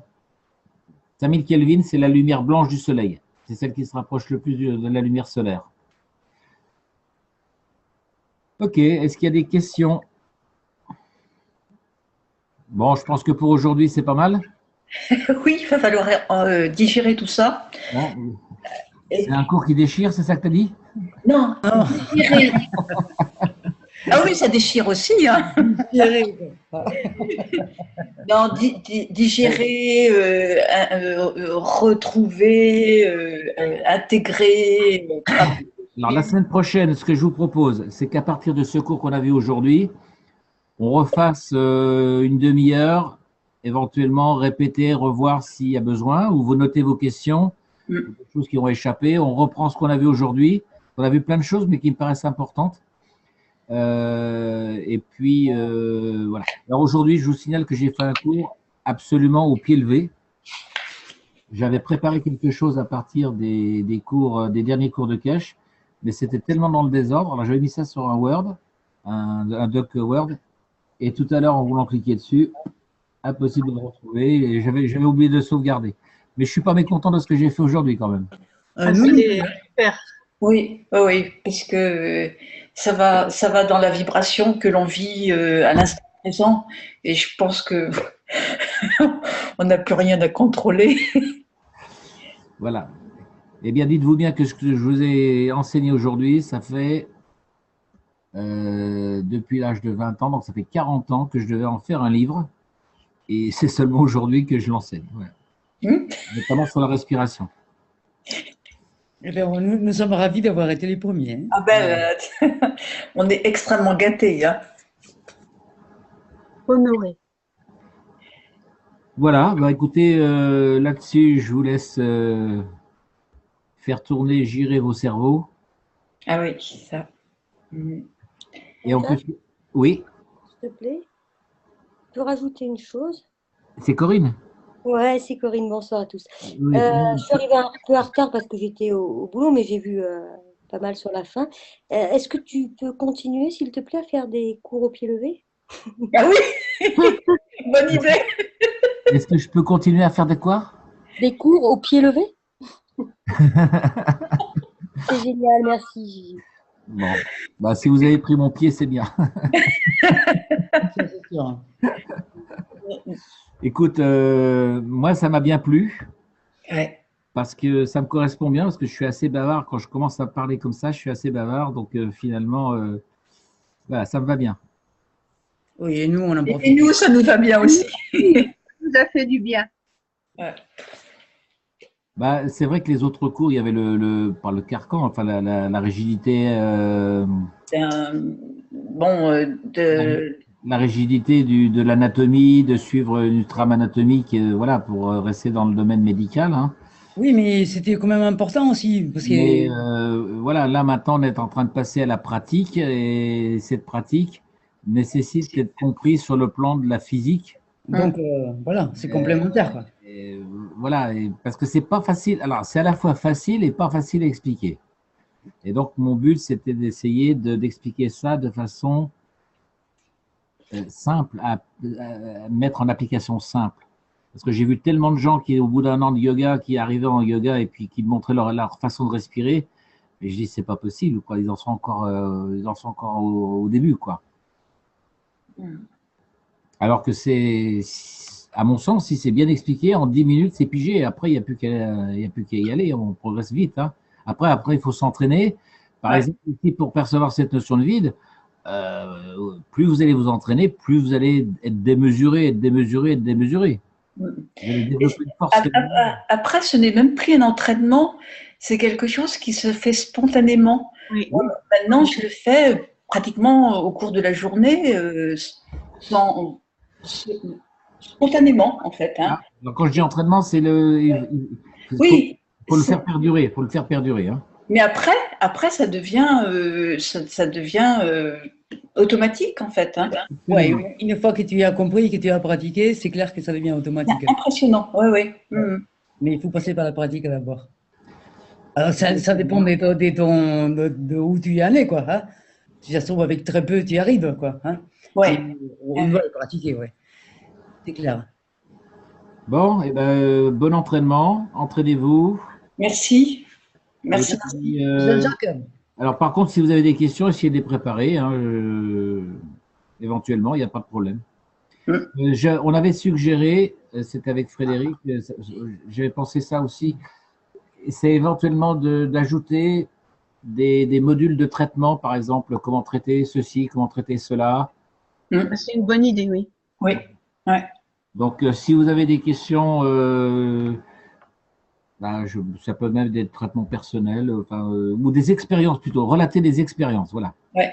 Oui. Alors, moi, j'ai traité mon diabète, je l'ai fait comme ça, et puis j'ai obtenu tel résultat. Alors, essayez, si possible, de formuler vos résultats de façon, alors scientifique, si vous pouvez le faire, c'est bien. Hein, Oui. Voilà, j'ai fait une semaine avec du gant CO2, la deuxième semaine j'ai fait ça, la troisième semaine j'ai fait ça. Qu'est-ce que vous avez fait exactement? Vous voyez? C'est pas simplement raconter sa vie, c'est dire voilà, j'ai mis 50% de CO2, j'ai mis 50% de zéno, ou j'ai mis 80-20, et voilà. Qu'est-ce que vous avez fait exactement? Et j'ai eu un résultat ou j'ai pas eu, voilà. Après, le reste, bien sûr, après, il y a des notions de ressenti, de perception, chacun a ses perceptions différentes, et c'est surtout dans essayer d'être rationnel dans l'explication de ce qui était réalisé. OK? OK. Eh bien, je vous laisse quartier libre. Bonne nuit à tous. Passez un bon dimanche. Voilà. Jean-Jacques, je voulais te remercier de nous avoir recommandé Vincent Derkaoui. Ah oui. Merci beaucoup. Et Jean-Jacques, vous l'avez lu? 2 semaines avant, j'ai fait une étude sur contre le HIV. Là. Le quoi? Sida. Là. Ah, contre le sida? Oui. Tu nous feras ça la prochaine fois. Tu nous fais un petit. Puisque pour le sida, puisque la méthode du sida est très simple, mais on peut appliquer la même méthode pour tous les traitements, mais suivant la maladie là. Tu nous fais ça la prochaine fois, ok? Oui, j'essaie de faire un petit protocole sur ce que tu as fait, ok? Puisque avec ça, on peut, comment on dit, faire pour tous les maladies. Puisqu'on peut faire pour le sida et les autres, c'est le même. À peu près le même principe. Là. Ok, tu nous fais ça. Hein, ça rentrera dans le cadre de la semaine prochaine. À propos du sida, le sida, il existe depuis 6000 ans. Il a été décrit par les Chinois et il porte le même nom en pinyin. Il s'appelle sida. Donc le sida, ce n'est pas une découverte. C'est une maladie qui fonctionne à l'envers. C'est-à-dire, au lieu de passer de l'extérieur vers l'intérieur, elle passe de l'intérieur vers l'extérieur. Voilà, donc la semaine prochaine, bon dimanche. Bye bye. Merci. Merci. Merci. Et merci, au revoir. Merci, bonsoir tout le monde.